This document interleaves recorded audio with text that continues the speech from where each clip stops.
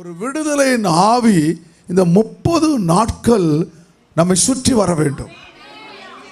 இந்த விடுதலையின் ஆவி எப்படி ஆட்டுக்குட்டியின் ரத்தம் பூசப்பட்ட வீடுகளில் சங்காரத்துவம் உள்ள போக முடியலையோ அதுபோல ஒரு விடுதலையின் ஆவியை கர்த்தர் தேவன் எப்ரோனுக்குள்ள 30 நாட்களுக்கும் ஆண்டவர் கிரியை செய்வார்.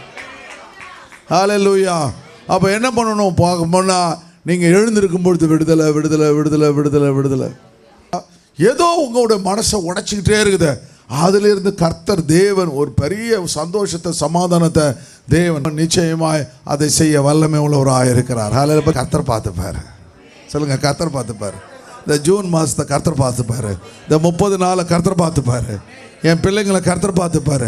என் கணவன் மனைவி என் குடும்பத்தை கர்த்தர் பார்த்துப்பாரு. இந்த மாதத்தில் எங்களுக்கு ஒரு விடுதலை ஆவியை கர்த்தர் கட்டளையிட்டு இருக்கிறாரு. நாங்கள் ஒரு நாளும் குறுகி போவதில்லை, குன்றி போவதில்லை.